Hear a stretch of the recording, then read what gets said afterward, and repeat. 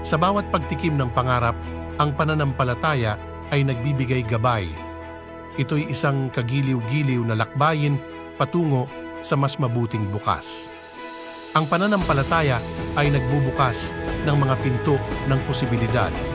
Kahit sa gitna ng dilim ng kawalan ng katiyakan, hindi nawawala ang hamon sa paglalakbay, ngunit ito'y hindi dahilan upang mawalan ng pag-asa. Ang pag-asa ay parang sinag ng araw sa gitna ng ulap ng pangamba. Sabi ng mga inspiradong salita na nagdadala ng liwanag sa madilim na oras. Ito'y nagtuturo na ang pag-asa ay isang sandata laban sa kahit anong unos. Ang pag-asa at pananampalataya ay nagbibigay ng kakaibang lakas sa harap ng mga pagsubok. Sa bawat pagbagsak, may bagong pagkakataon na bumangon ng mas matibay, mga katagang nagpapaalala na ang pag-asa ay nagbibigay daan sa pagbabangon at pag-unlad.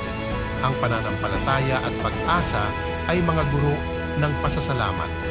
Nagtuturo na ang bawat araw ay isang biyayang dapat pahalagahan, ayon sa mga magiliw na salita na nag-aanyaya na magkaroon ng pasasalamat sa kabila ng mga pagsubok.